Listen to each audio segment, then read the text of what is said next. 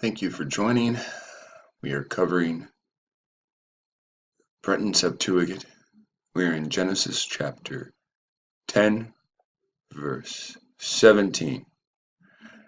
In the Breton Septuagint, we are looking at the people that are called the Arukite. These are the Chanaanites called the Arukite. In the King James Version, we are looking at the Arkite, the people group called the Arkite.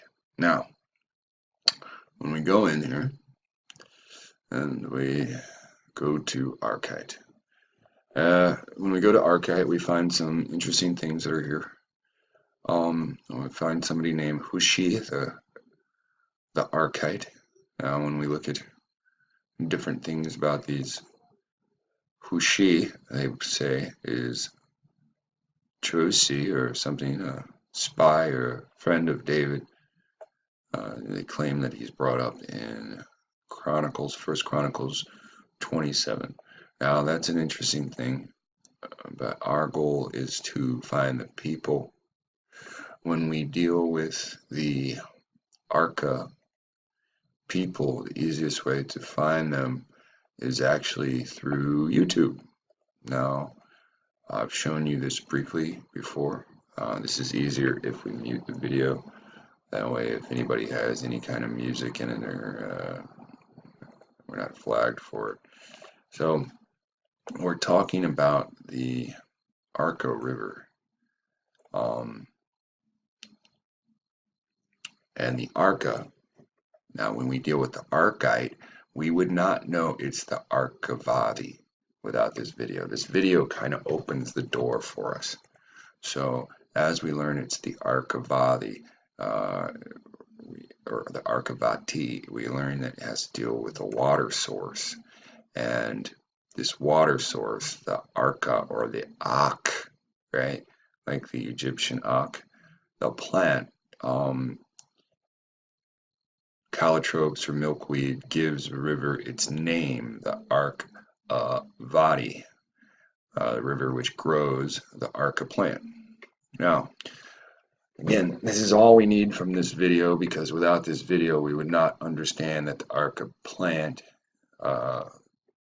gives away the Arka people, or the Arkite. Now, the Arka plant or the Arka river, the Arkavati, deals with Canaan again, or Canada. All right, it says Canada, right? Right or wrong? It says Canada. Nada, Canada. All right. Now you see right there is what? A type of writing that me and you are not familiar with.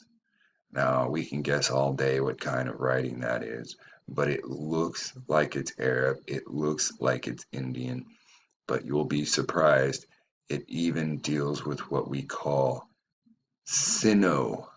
Now, if I can just briefly go to another, let's see if I left Sino language up here. I don't think I did, because all this stuff changes later. I didn't leave it up, but it's all part of what you call Sino. And this is a way, when we get into the Sino language, I can just type in Sino language. SINO dash language.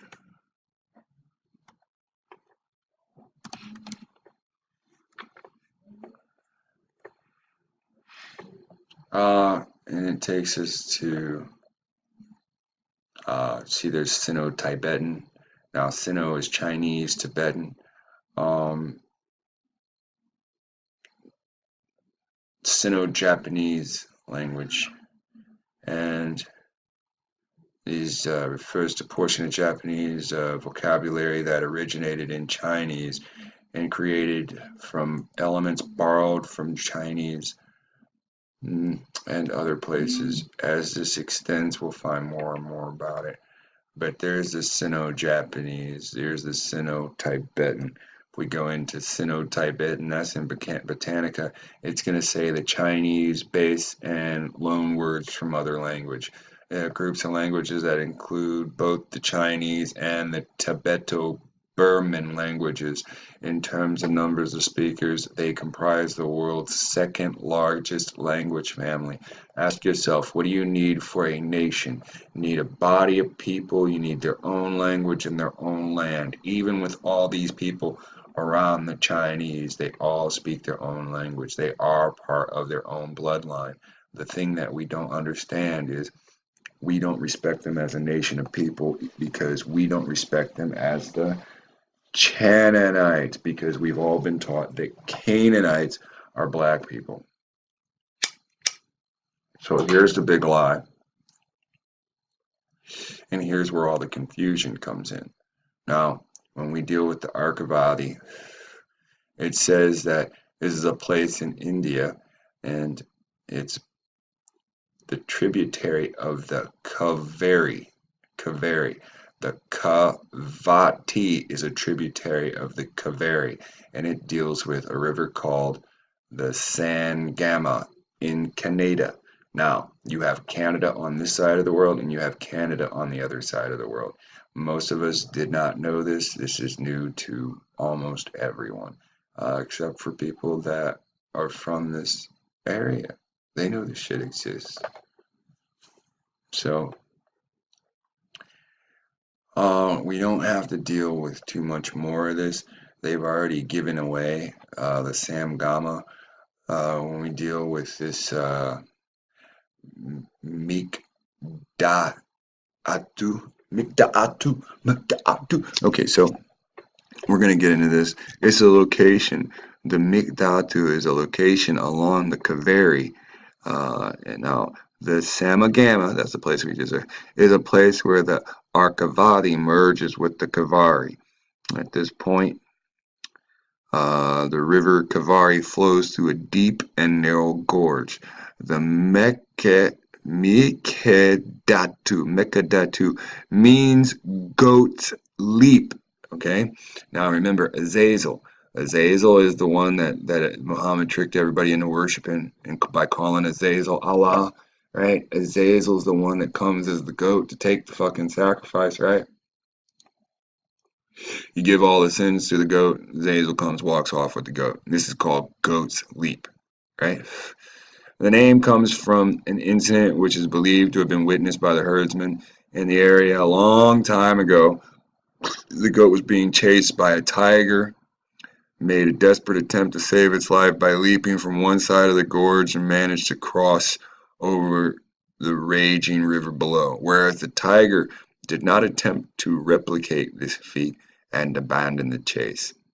The points where the goat leapt has widened since then from erosion caused by the river Calvary. Now, don't you have Calvary, Canada, and then you have Calvary in this Canada too? Come on, people, wake up. These are the Canaanites. Now, this is where it gets funny, right? There's also some mythological significance to the place. Both the Sangama and the Mekedatu, as per one version, the goat, which is the Mecca, the goat that is believed to leapt across the Kavari, was Lord Shiva. Now, did you hear that? The goat that was being chased by the tiger wasn't even a fucking goat. It was a fallen angel called Lord Shiva. I'm going to say that again. I'll read it again, just so you don't think I'm taking it out of context. Okay, up here, it's called goat's leap, because the goat was being chased by a tiger and made a desperate attempt to save its life. Okay, so let's change, because right down here it said that is believed to, the goat that is believed to have leapt across the river is Lord Shiva in disguise. So let's go back. Let's take that. Let's go back one sentence and go, Lord Shiva in disguise was being chased by a tiger. Now let's think about this. Could just a mere animal like a tiger take down something so strong as Shiva? Unless the tiger was another deity in disguise. So what if it was two angels? One was fallen and one wasn't. And the white tiger was... Oh, does it even say white tiger? My bad. We're just going to go with tiger. Oh, so let me show you what Shiva looks like, so you're not, just confused by this at all, because I don't think I'm gonna type in Lord, but I'm gonna type in Shiva because this fuck twat's not my Lord. All right, so there you see the little queer is bearded. You see he's got the Poseidon fork. You see he's got somebody in his head spitting out water. You see he's got the snake for a necklace. Right? Let's just go to this queer picture. Hey, blue guy, how you doing? What? You want a sword fight? I mean, so here you have all this. All right, so now here's the statue. Now I used this statue as a picture before, right? Now look very closely and what is Shiva sitting on? It's sitting on the lion, right? Remember, I told you the lion and the tiger are the same.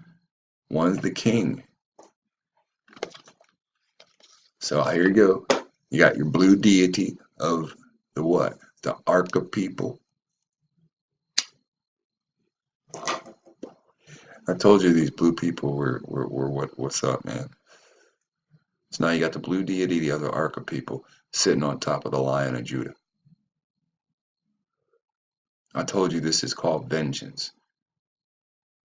You became the chosen people. They previously had the Temple of Jerusalem.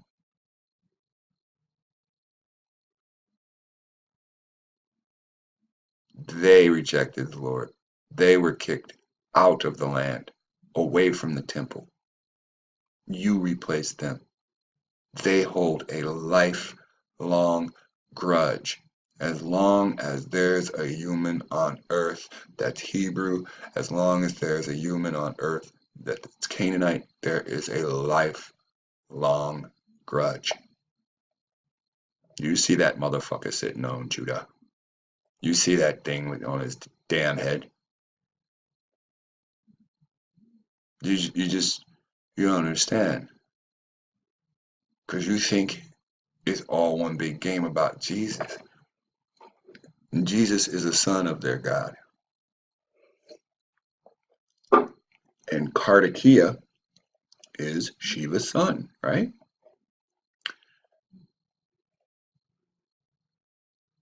Come on, Google. You can do it.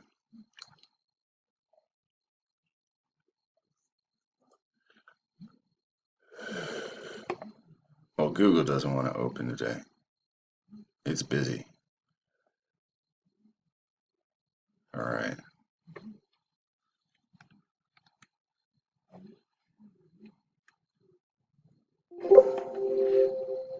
There we go. Wait, unplug those. And then we'll go to images. So they make movies. I didn't click movie, did I? But they make movies about this guy. Right? So this is the peacock. All right. This is the guy with all the eyes watching you. All the arms, all the heads, all the eyes.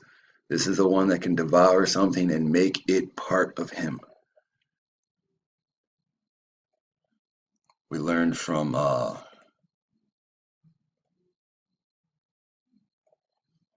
one of these jokesters when they were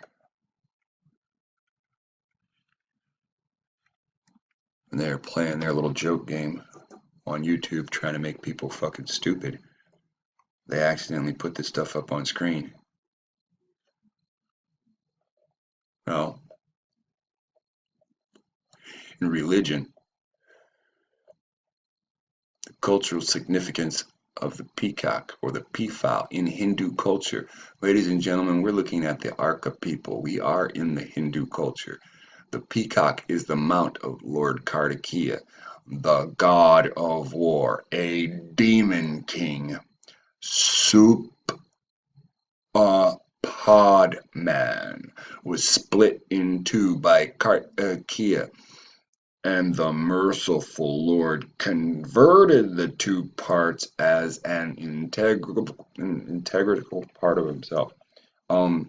Ladies and gentlemen, you've heard of this before. You just don't recognize it without a screen and a film playing. You're used to calling these people the Borg. You heard him. He cut the fucker in half and used the pieces and parts to make himself something anew. I'll read it again. In two parts as an integral part of himself, one becoming the peacock, his mount, the other a rooster adorning his flag. The peacock displays the divine shape of Amakara when it is spread its magnificent plumes into full-blown circular form. Peacock feathers also adorn the crest of Lord Krishna, an avatar of Vishnu. You know what an avatar is. Me and you play a video game. There's a screen. There's a screen there, so you can't just get into the video game. So they provide a character for you to use in the game. That's called your avatar. Doesn't matter what the character's name is. Doesn't matter anything about the fucking character. The character is you inside of that world. When you touch that video game controller, that's you teleporting yourself into something else. Yes, you're outside. You can touch yourself. Yes, there's a remote. But that's you in that little field of video game world. Now, if you're in Grand Theft Auto, you can kill people, you can steal from people, you can even hookers. So you understand what I'm saying, that a video game is just an avatar representative of you playing in that video game world. There's 1,000 worlds right here, all in just different games, right? All right, so here you have one of the Trimurti. What is the Trimurti? I bet that's the what? The three gods that make up the Godhead. Isn't that what all these motherfuckers are always talking about? The Triumphi is what? Three forms is the Trinity of the Supreme God in Hinduism.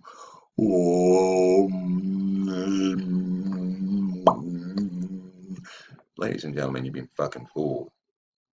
If Hindus got three gods, Christians got three gods, the Welsh got three gods, the Germans got three gods, Odin, Thor, and Frida, whoever right? Come on, man. The moon, the sun, the stars, that's three gods. Everything's built on three gods, people. Don't you get it?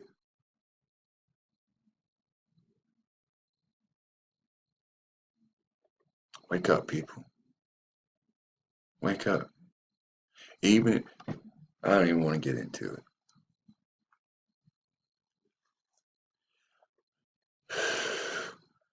And this is what it's all from. Ancient Greeks believed that the flesh of the peacock, the peafowl, didn't decay after death. So it became a symbol of immortality. The symbolization was adopted by early Christianity. Thus, early Christian paintings and mosaics show the peacock. The peacock is still used in the Easter season, especially in the East. That's the place we're reading about, Hindu and Asian land. And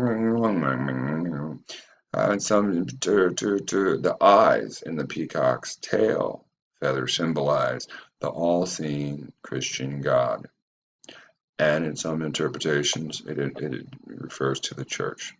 A peacock drinking from a vase is used as a symbol of a Christian believer drinking waters of the eternal life. See, the Christian is the eyes for the all-seeing Christian God, but the Christian has no idea the all-seeing Christian God has nothing to do with Christianity. It has to do with Hinduism. See, that's why they venerated all those Hebrew people and venerated all those Gentile people that died in the line fighting the Catholic Church to make up this pretend fucking Jesus, who's actually the son of what? Shiva. And his name's Kartikeya. See, it's the god of war. And I told you it was the god of war. Look up the word democracy, right? Kratzi. Kratzi is Kratos. You know, I just get it. I don't want anybody thinking I'm just a fucking liar and I'm just bringing up video game titles just to fuck with them. Because once you see it for yourself, the people that rule over you, democracy. They they use occult things, and I can't help that video games is one of the greatest occult things. You run around in a video game fucking killing every goddamn thing that moves. Everything that moves is as good as dead, right? That's what you do in most video games. You fucking kill, kill, kill. That's what they teach you to do. And then once you've amassed so many kills, you level up. I've murdered so many motherfuckers. I'm stronger now. And now that you've leveled up in your video game, what can you do? You can go kill more stuff that's stronger than you. Now, how about those games that use magic and all those fucking runes on screen? And that's in your home. And you go and you crack a fucking stone, and then the rune spins out and it goes on top of your character. And then your character's fucking stronger. I can level up, right? This is what you're doing. What is democracy? From 1570s. This is one of the earliest definitions we have from the Gentiles. All right, democracy, right? Medieval democratia, democratia, popular government. Well, wait a second. Popular government. Don't you see the elections are coming and they play in a popularity contest?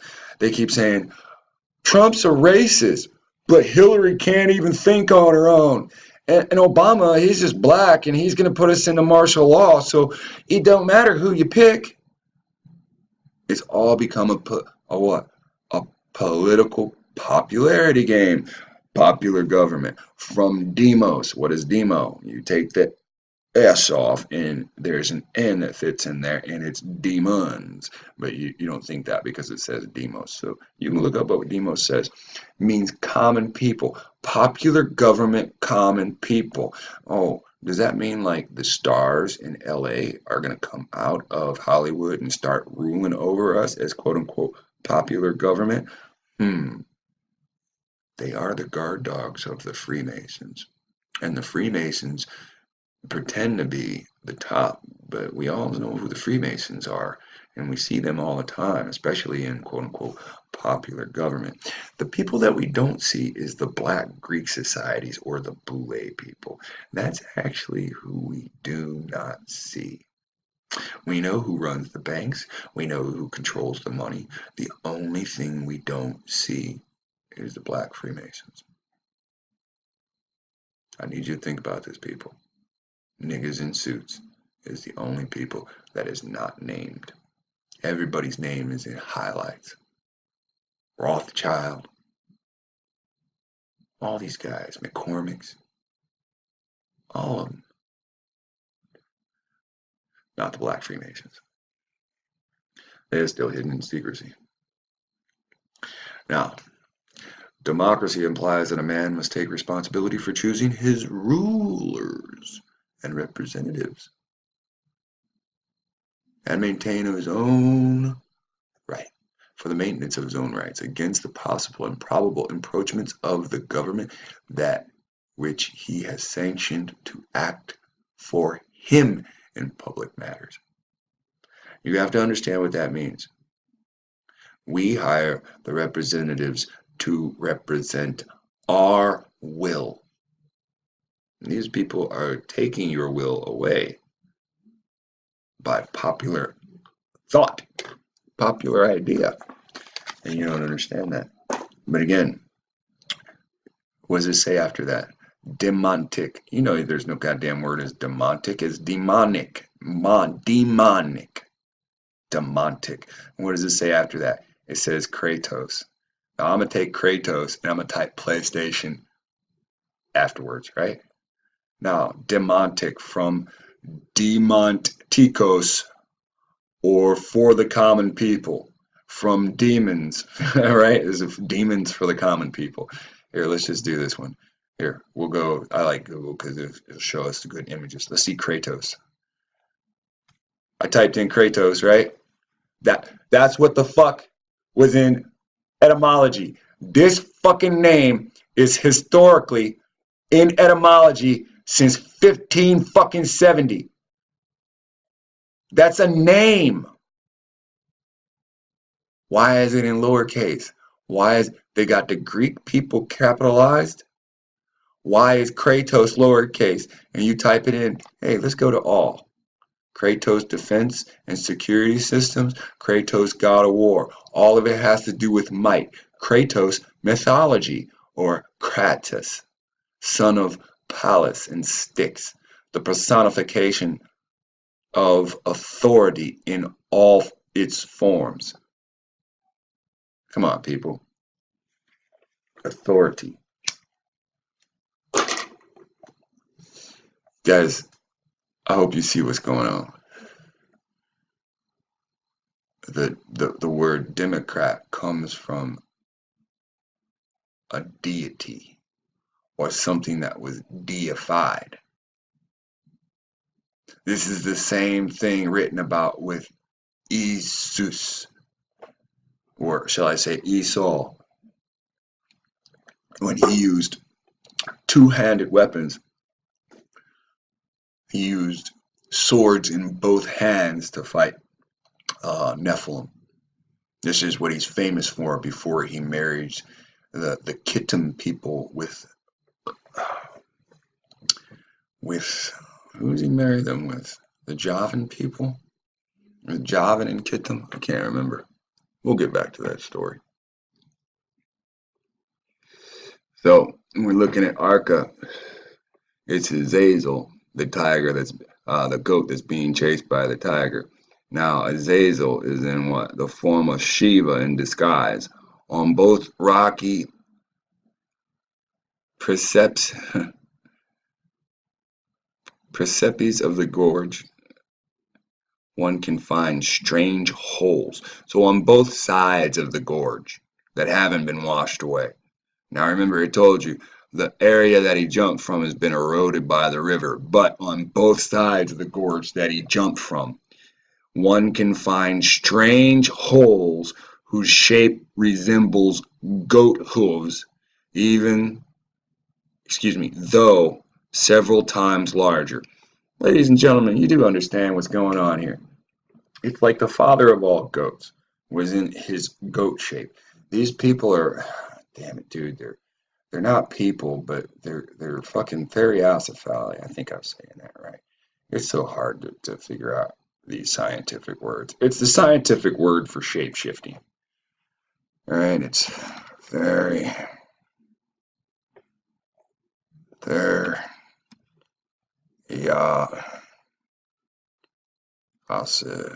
I spelled that wrong. I spell everything wrong. It's hard to spell a clinical fucking word wrong and expect to get it right.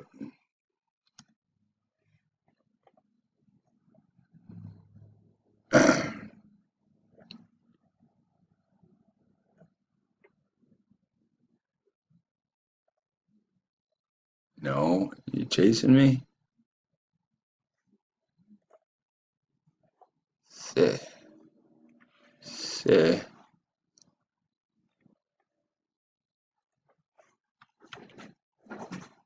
Recording. Alright.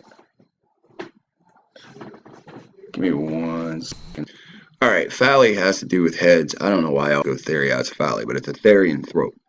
Alright, so a shapeshifter, another word for the technical, clinical word for a shapeshifter. Alright, it's therian throat. Now, you have lycanthropy. Now, me and you, we're fucking idiots. We say, oh, werewolves. Those things are called werewolves. Shape-shifting deals with a lot more than just werewolves. So, clinically, a person that converts into a wolf is called a werewolf. To me and you, clinically, it's called lycanthropy. To me and you, we are laymen. We call someone that can shapeshift a shapeshifter. Clinically, they are called therian throats. I need you to understand, scientists sat down and said, we're going to build these words, and this is what the scientific word for werewolves are. We're going to build these words. This is what the scientific word for shapeshifter is. This isn't some word that I came up with. This isn't me saying science believes in it.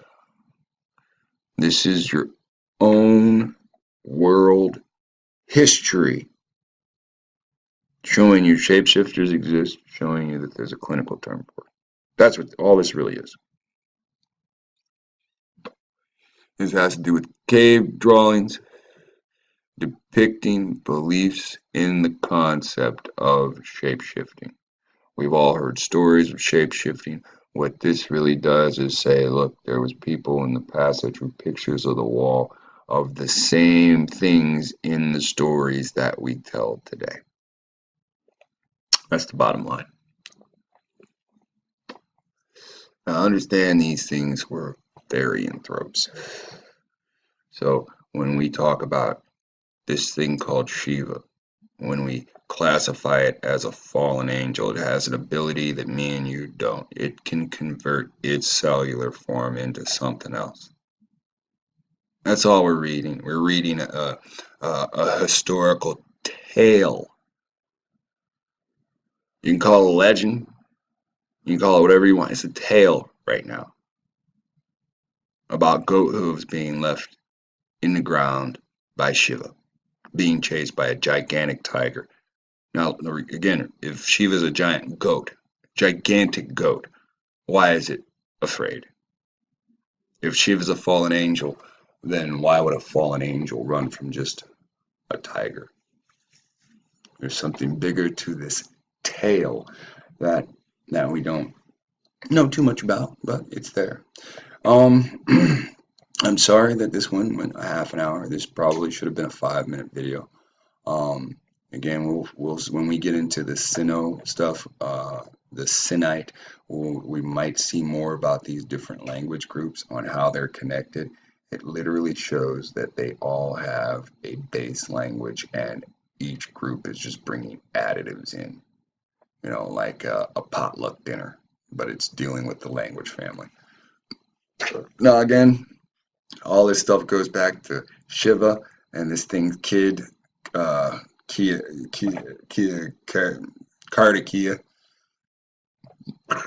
which the Kartikeya thing seems to have a special power that the other ones don't. All right, and remember, we get this from some dumbass that went against the body, and while he was trying to mock some shit, this was on screen, and he only brought up like this much in it, when all this stuff is truly important.